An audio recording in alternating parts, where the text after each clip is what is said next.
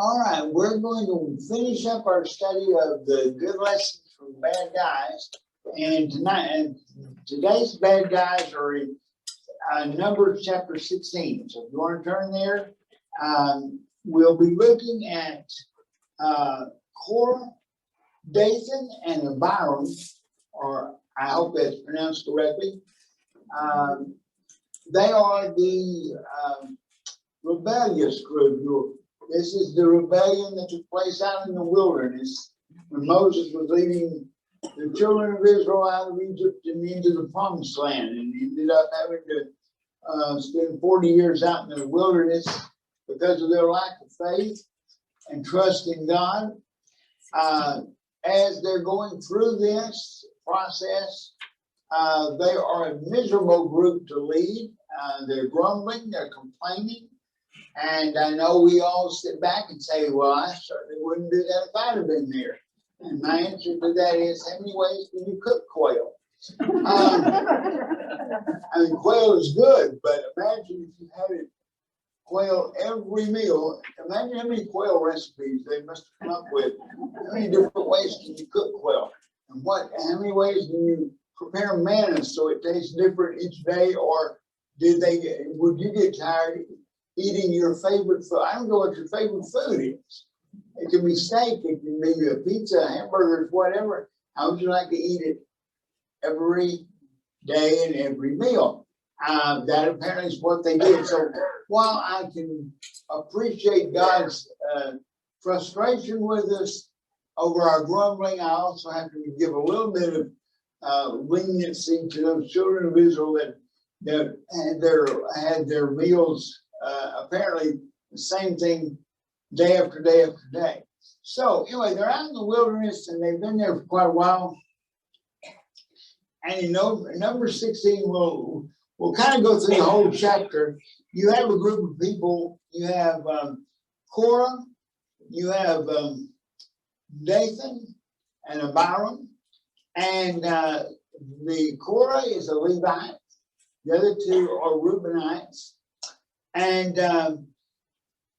they come up against Moses with some complaints and some accusations. Moses and Aaron both. We don't know. There is a fourth individual in the list. His name is On, O-N. I don't know if that's pronounced correctly or not, but he's mentioned early, and then there's nothing said about him. He just completely drops out of the story. So whether he gave up on the rebellion or whether he didn't make enough ripple to matter, I don't know. That information isn't recorded for us, but we do know something about the other three. Korah, and it's spelled with a K. Korah was a Levite and a cousin of Moses and Aaron. So he was a family relative that they had to deal with. As you will recall, the Levites were given the special honor of taking care of the tabernacle and the worship to God, the sacrifices and all that went into that, which was a full-time 24-hour-a-day job that they pretty well had. They did it in shifts so that there were priests there. All the priests were Levites, and the high priest was a Levite, as designed by God. And so you got constant work on their part as they dealt with, but it was an honor and a privilege, and it was something that they held highly. Now, Korah, his family, his part of the Levite tribe, has an additional special honor above that of the priest, and that is that they were the ones responsible for transporting all of the furniture from one place to another as the tabernacle. God would have the tabernacle moved from location to location.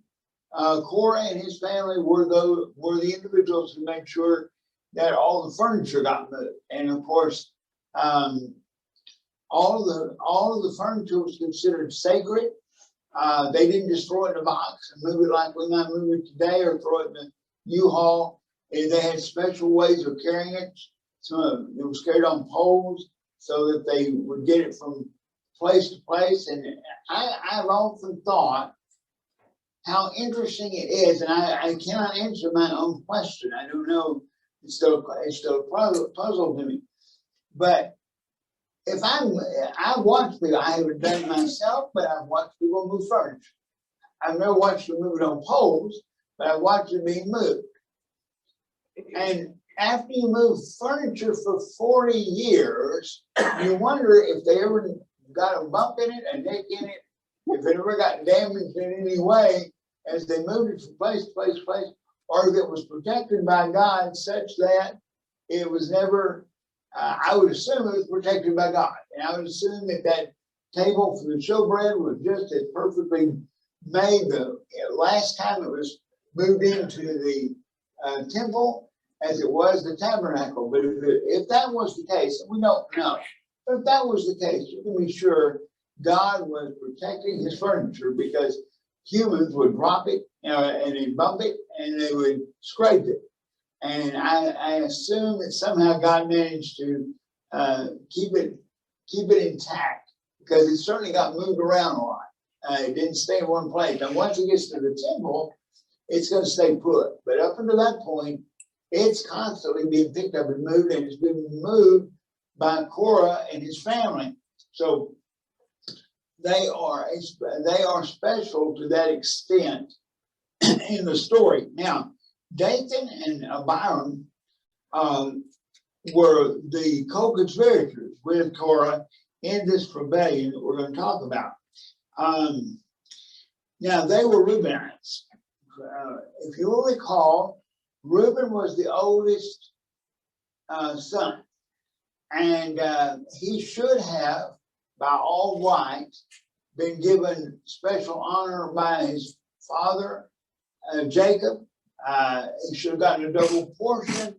All these things that would come to him as the eldest son. But in Genesis chapter 48 and verse 5, and then in chapter 49, verse 3 and 4, we learn that Reuben had a problem. He ended up sleeping with his father's concubine. And Jacob obviously didn't take too kindly to that idea. So he disinherited him to a certain extent. And he was still a son, he still got a tribe, he still got land, all that. But he didn't get the double honor and the double portion. That the highest honor went to Judah and then to the two sons of Joseph.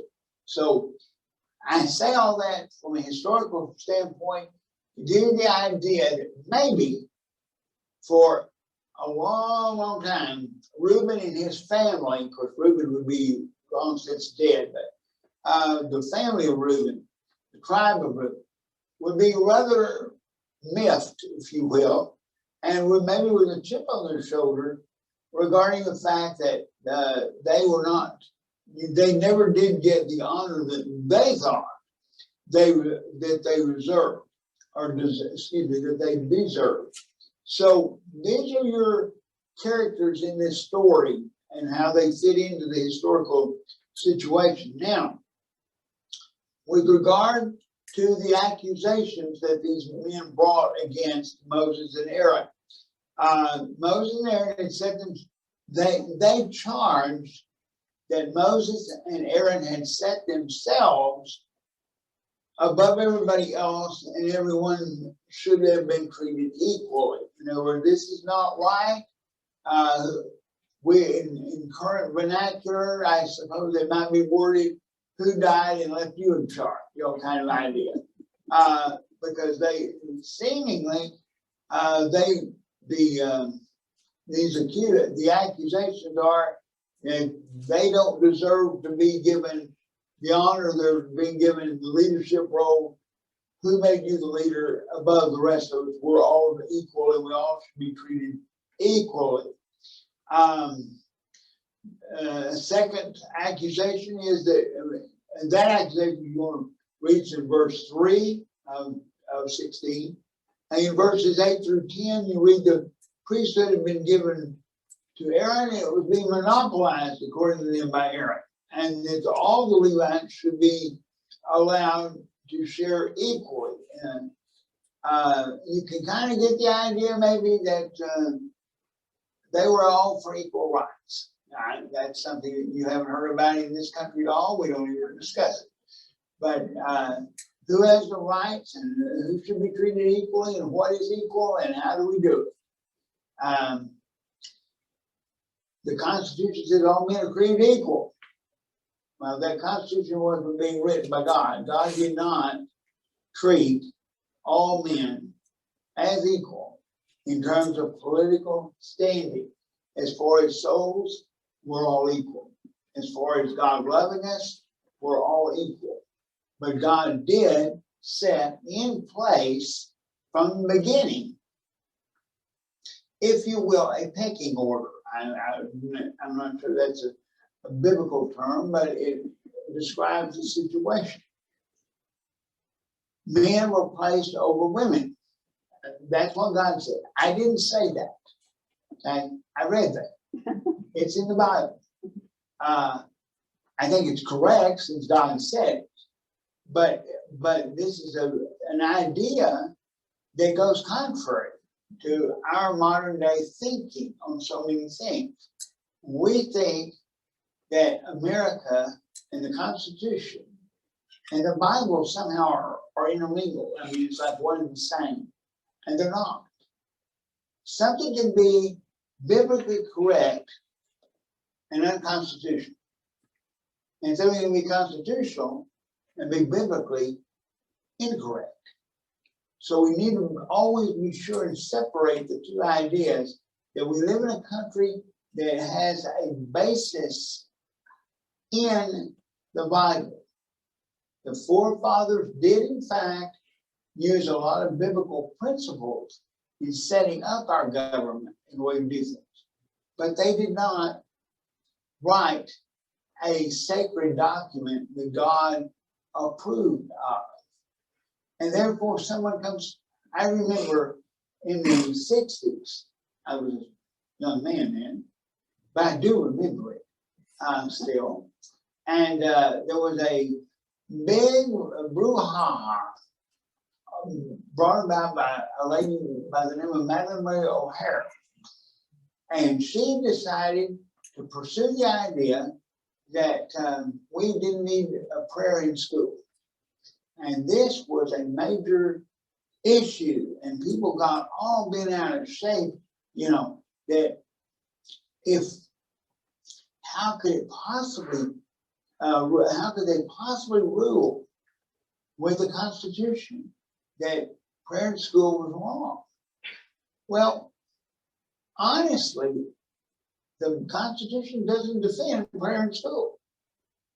Now, it's maybe a good practice. It might have been a good thing to have.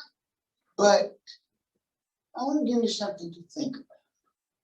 This will be the last time I'll give you anything today. So it'll be the last time I give you anything to think about. So I'll leave it to Jess to give you something to think about after this. But give you something to think about. All of you remember quite well the controversy over prayer in school and how it was. The churches were upset, the Christendom was upset, and Madeleine Mary O'Hara was a terrible person, an atheist on top of all that, of course. Okay, let's suppose for just a moment that God had allowed prayer to stay in school. We all, back then it was like, well, this is going against God. What would you do today if your grandchild came into you and said, Grandma, Grandpa, today in school, we prayed to Allah. Because all religions are created equal. You would have to pray to all the different God. Now, when this happened in 1960, in the 60s, it's about 66, 67, no one thought about other gods because we were the quote Christian nation that all prayed to the same God. Even the Jews prayed to the same Jehovah God. So there was no problem with this prayer in school thing. because the public address system prayer was general enough that all Christians and Jews alike could agree, all religious groups, Catholic, Protestant, the church, we could all pray to the same God. What would you do now, though? Would you tell them they can't pray, you can't pray to Allah because Allah is not a true God? And you want to go to school and try to make that case? Now, what am I saying on this part? I'm suggesting to you that maybe in God's wisdom and knowing how things were going to be in the year 2020, which we couldn't even really imagine 2020 back in the 60s, maybe God knew that prayer in public school, was not going to be a workable solution that's going to create a lot of issues, a lot of problems. So while we saw it as God losing a battle, as it were, Christians losing the battle over prayer in school, maybe God was saying, no, I'm protecting you against a much bigger problem that you won't have to deal with, because the issue of prayer in school won't be there. Because it does get to be, it is a major issue now if you do not treat all religious groups equally, and we have such a diverse, far more diverse group of religious groups now than we did back in the 60s when this was taken. But that's just for that. By the way, that's on the material. Dewey didn't promote that idea.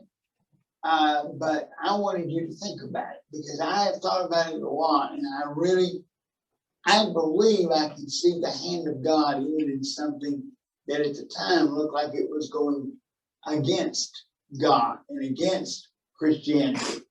Perhaps not. Perhaps God was protecting us from a controversy and a major issues that we don't have to deal with now as a result of it. But anyway, back to Moses now and Aaron. They were also, Moses was being told that he failed. Why did you bring us out here into the wilderness to die? We were so much better off in Egypt.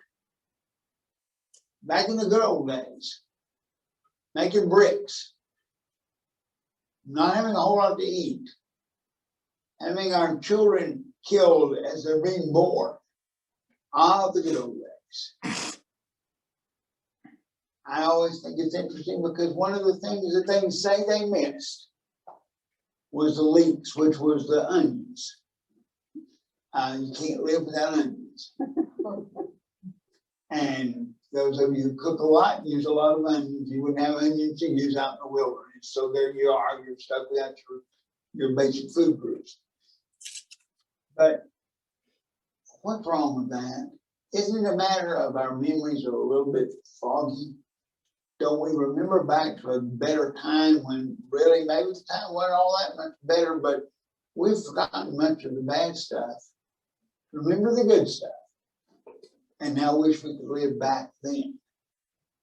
All right, so then the fourth one is that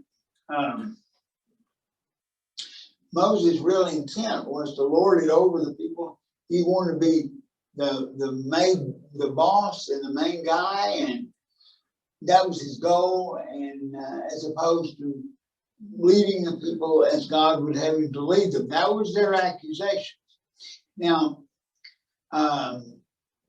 Korah spoke against Aaron and the priesthood, while Dathan and Abiram leveled their accusation toward Moses and his leadership. Now, notice carefully that these attacks on Moses and Aaron are done under the guise of we're wanting to do what's best for people. That might sound a little familiar even today of political reasoning.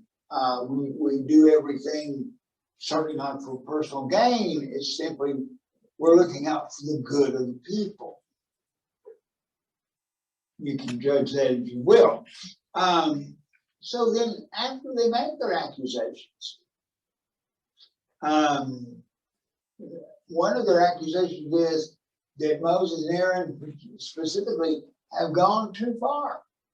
You've overstepped your bounds. You don't have the right to rule that way. So then Moses responds. And Moses' response begins very interesting. The first thing Moses does when he responds is he falls down and prays to God. Because Moses knows he does not have the ability or the wisdom to deal with all the issues that are coming at him without the hand of God being involved. And I believe with all my heart that that is the primary purpose of prayer in the lives of Christians today. For I do not believe we need to tell God near as many things as we tell him, because I believe he already knows them. So if he already knows them, why do we waste time discussing? And my suggestion is that the real purpose of prayer is not to bring things up to God, because he already is there. It's more to remind us of who's in charge. In prayer, we acknowledge that God, you know, and we don't. God, I want your will to be done, not mine. You're the wise one. I'm the foolish one. I need your help. And then God goes, yes, and I'll help you. Now, putting it into terms that are more familiar to us, did you appreciate it? Do you appreciate it when your children and your grandchildren come to you and thank you for fixing supper or dinner or breakfast or making that special dish that they like? Well, if they didn't thank you, if they didn't acknowledge you, would you not make breakfast for them? Of course you would. God is going to take care of us whether we acknowledge it or not, but God likes to hear us thank him for what he does. He likes to hear appreciation. If you've ever been around, and I'm unfortunately now in a situation where I have a person I work with a great deal, and I've never met a person who is less appreciative of everything. And I get the feeling I have this understanding, a tiny, tiny bit of understanding of how God must feel. When everything is wrong, everything is complaint, there is no appreciation. God, you don't do anything for me. I kind of know how that feels to a small degree. Nothing compared to what God does, but to a small degree. And it's sad.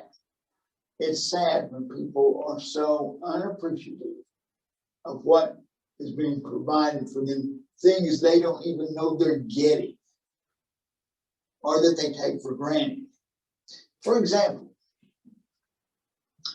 and I'm as guilty of this as I'm going to suggest you probably are too. But how many of you thank God for oxygen? If you have breathing problems, you're going to remember to thank him a lot quicker than if you don't. When COVID comes along and people have it, when they do get it, it affects their breathing system, their lungs and so forth.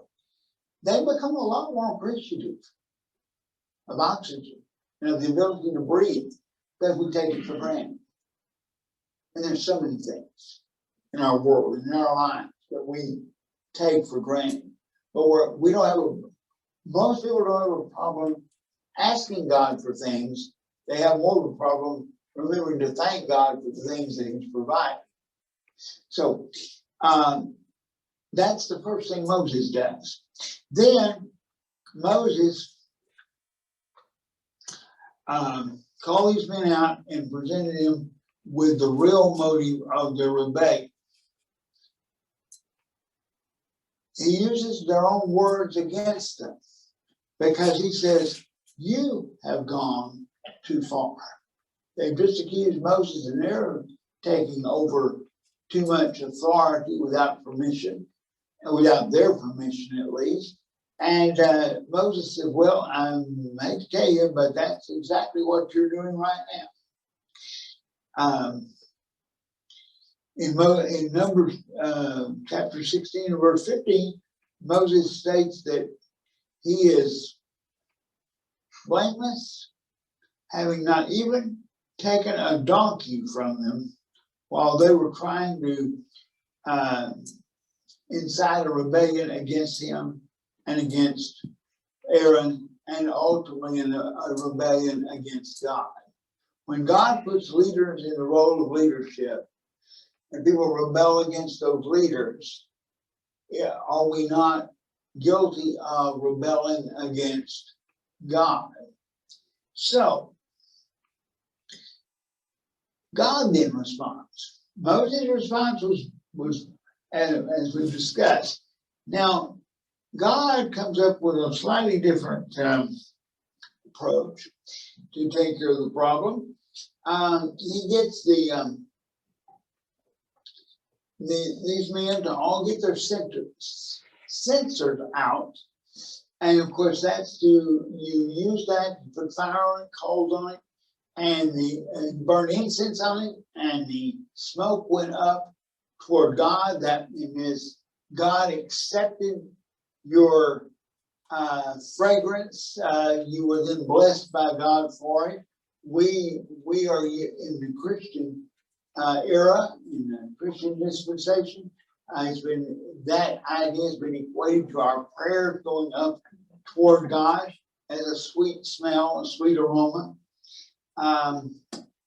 So you put the coals inside, you put the incense, and you know how God feels about you by the way he reacts to your the smoke going up and the incense. So on this particular day,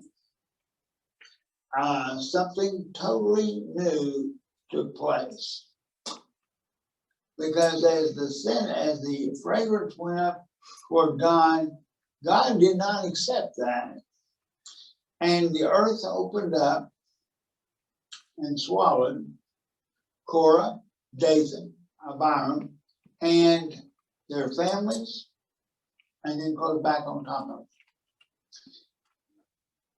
That would be an interesting experience, not to be buried, but to watch that take place. I have a feeling that had a sobering effect. I bet some people who were wondering about maybe they would object to what Moses said decided not to object too loudly, and certainly not to make a public spectacle out of it, because they see the result thereof, and it's not good. The instigators of the rebellion were dealt with decisively and harshly, and the fire came down from the Lord and consumed the 250 men who were offering up incense. These were the community leaders that had gotten involved in the rebellion. They had taken the side of the rebels, and God took care of that problem as well.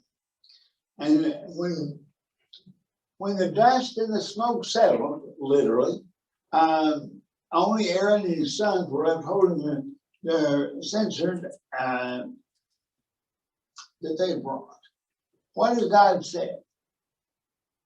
I don't like to beg against me. Well, they didn't, I don't know, they could have said, hey guys, you want to rebel against God? I don't know whether they would have gone on that or not. But in rebelling against the leaders that God appointed, God took it personally as them rebelling against him. Now, what are we going to do with this? This is an interesting story. What are we going to do with it? Well, one lesson I think we can take from this is we need to be satisfied and content with the role that God has given us. God has a reason for the roles we're in. And that doesn't mean that we don't have ambition. That doesn't mean that we can't strive for something bigger, better, and greater in our lives. But when it doesn't come along, rather than object and scream and kick and throw a fit, if you will, we need to learn to go, this is God's will. And I will work in the area God has given me to do what I can do until God sees fit to change it. And if God sees fit to change, I'll be happy to change. Good, up or down the social ladder. But I'll follow God's way. We're to obey the leaders even when we disagree with the leaders. Now, understand, we'll make clear, we're very clear here. We are not to disobey God. The apostles said we're to obey God, not men.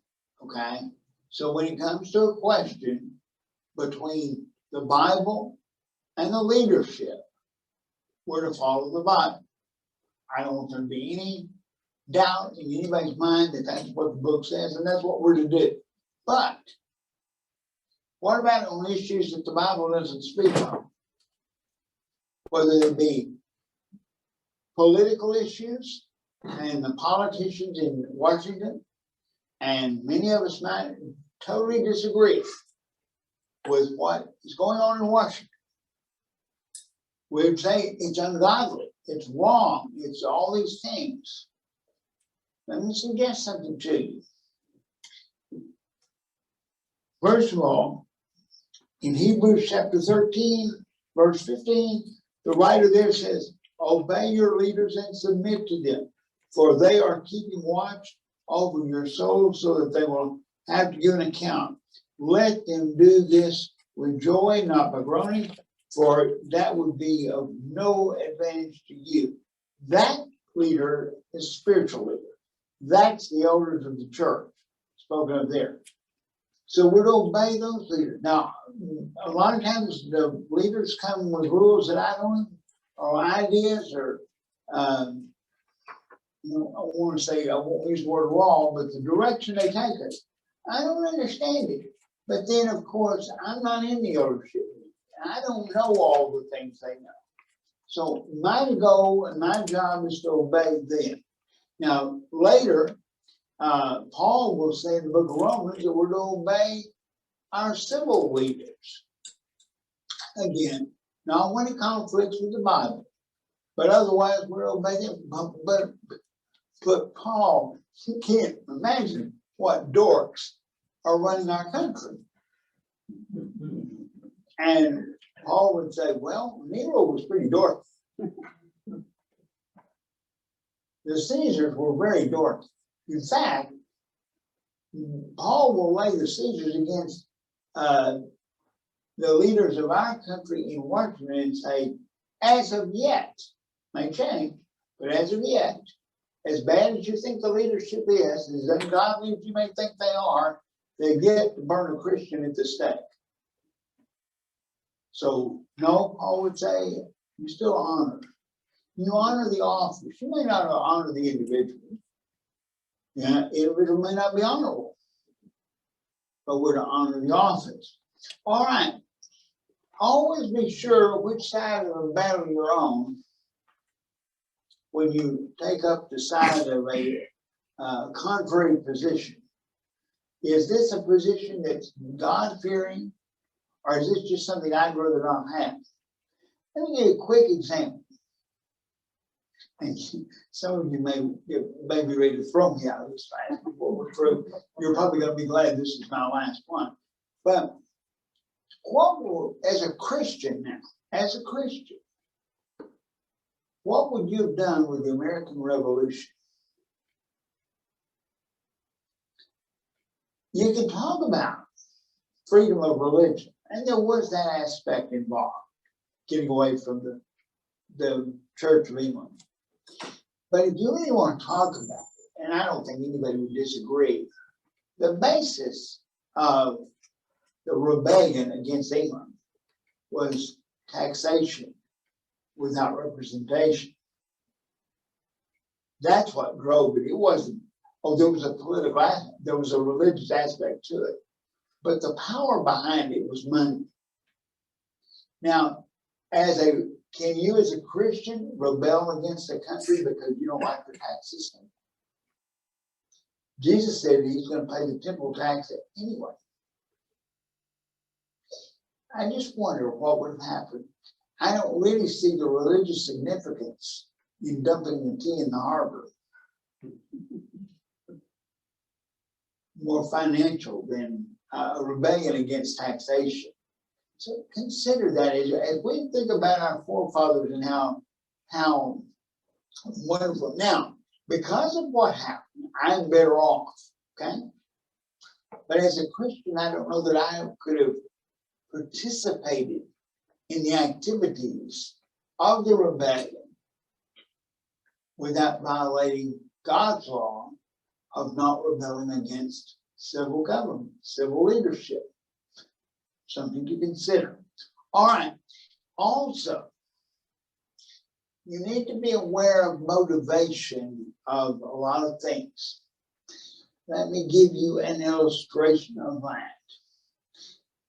Do you recall, and there's several ones I could use, but I'll use this one. And it was back in the 80s. I can't remember the date. I didn't look it up.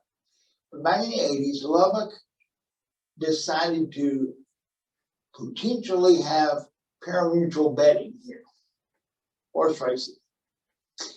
And this was a major disturbance among Christendom of this city.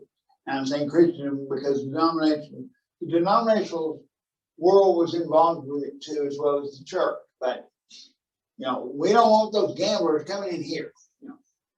And I was attending a congregation where an elder I respected a great deal, guiding from the pulpit, as it were, suggested that we go out in the foyer as we left and pick up signs to put in our yards, saying to vote against proposition, whatever it was, that was going to allow parimutuel betting into Lubbock. Now, that I admired the elder, I still do, but what he didn't realize was that the sign was printed by an organization, of course.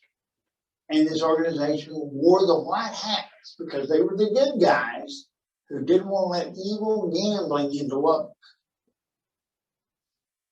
However, if you did your homework and if you checked back, would you like to know who had the signs printed? Anybody want to take a guess? Would you believe Rio dos Downs? Wasn't the good guys. It was the guys who were going to lose money if parimutuel betting came to Lubbock. Now, the same thing happened. It's happened more than once.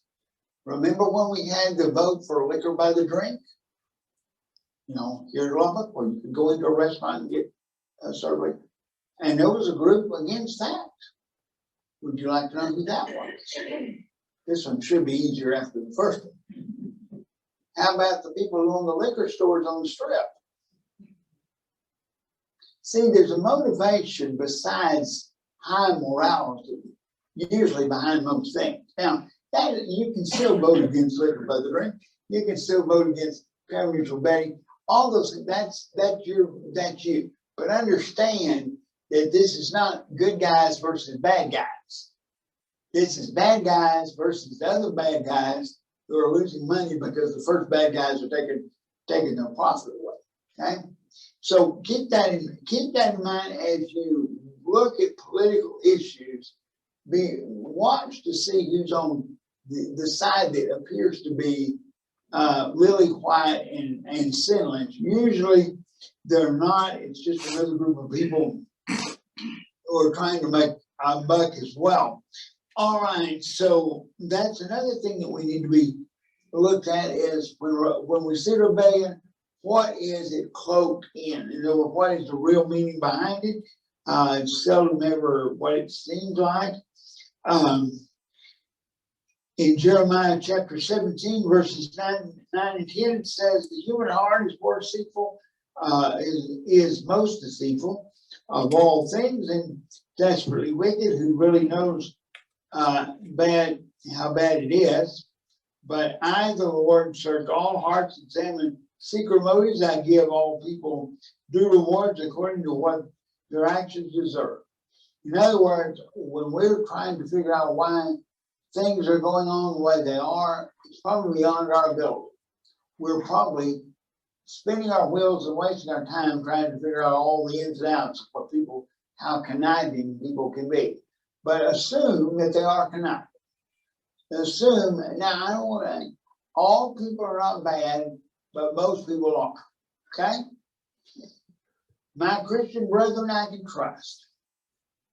I cannot trust ads on TV. All right? They will lie to you. Honestly, they will lie to you. Politicians will lie to you. Lawyers will lie to you. Accountants will lie. Everybody will lie to you, and it is up to us to search out the truth as best we can, or maybe the best option is, I don't know what to do, so I will just stay away and not get involved. Until I know who's behind what's going on, I'm very reluctant to get on any kind of bandwagon in today's society. I doubt that any of you have ever been tempted to do this, but in case you are, in case your kids or your grandkids are, please do not, and just as a general rule, do not sign a petition that comes to you through the computer. Sign, because it'll say on top something you totally agree with, But when you really get down into it, there's usually more to it than what the headline on the petition says. And you'll end up getting yourself into stuff that you don't want to be, because your name now gets put on an arbitrary, because you don't know who sent the petition. And just because it says something at the top and came over the internet doesn't mean it's true. Be careful. Be wise. Finally, remember that rebelling against God's leaders is actually rebelling against God. And before you decide that the elders, I'm speaking spiritual leadership now, but rebelling against any leaders. But before you attack the idea that it's coming down from the eldership, here going on or wherever you may attend, be very, very careful. The odds are that they know things you don't.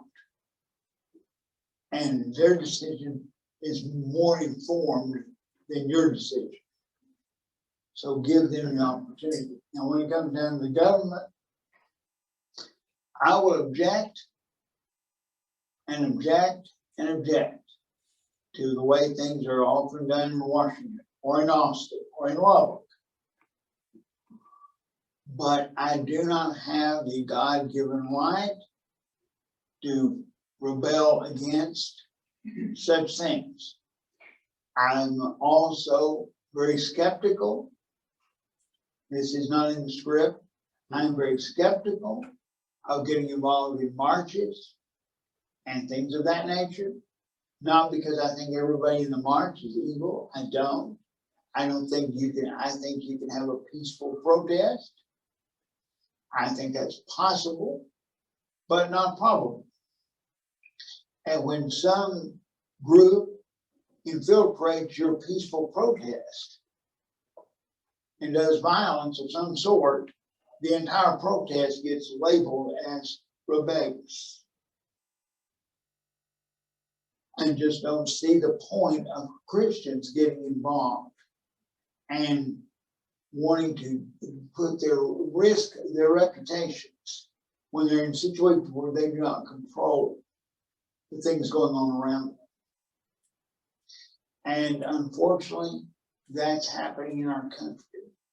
Now, I'm not taking political sides. That is not my point. My point is that as Christians, we need to be extremely careful when we get involved politically, because we don't know all the information going on. So this group sends you a letter and says, we are pro-American, pro-this, pro-that, you know, God-fearing, all this, send us $25. I don't have $25, so that's not a problem. But I'm not going to send it to them. I don't know. I don't know who printed this material. And I'm extremely skeptical. I think we should use our political freedom to vote. But once we've done that, I believe, this is my personal opinion, and you don't have to agree. Probably some of you won't, and that's okay, because this is not a soul salvation issue as far as I know. But I believe that after I have voted, I have done about all I can do. Now I leave it up to God. And what God does, I may not understand. But what God does is what's best. And ultimately, I will see the good that comes from it. Now, please understand one other thing, and then I'll leave you alone. Remember, God is not a Republican. God is not a Democrat. God is not libertarian. God is not independent. I guess he's independent in one sense. But God is not worried about America. America is not God's number one concern. In fact, God's not even remotely concerned. What country is God interested in? His country, his kingdom, which is the church, of which we are all members of. So we're his concern. Now, if having a one man in as president will spread his kingdom, then that's the man we want, regardless of his position. That's the man I want in if he spreads God's kingdom. And you say, yeah, but Ronnie, we're going to be persecuted. I'm going, does that spread the kingdom? Oftentimes it does. Do we want the kingdom spread as God wants us to want, or do we want things to be peaceful, nice, and wonderful? And then we get apathetic and we don't do anything. God says, okay, I got to do something to get my kingdom spread. So perhaps that's what we're dealing with. My point is, I'm not predicting anything. My point is that I want you to think of what you're here for. Where is your citizenship? According to the book of Philippians, our citizenship is not in America. Our citizenship's in heaven. We're sojourners here. And so what happens in America is important to us, but should not take the place of the importance of what takes place in the kingdom of God and the spreading of that kingdom. I thank you for listening to me below these many weeks, and I hope something I've said has been worthwhile. And maybe if I've caused you to think, you don't have to agree with me. All I want you to do is think, okay? If you think, you're doing good. So I'm going to challenge you to think, and hopefully something I've said has been helpful. Thank you for your time, and someday I'll be back.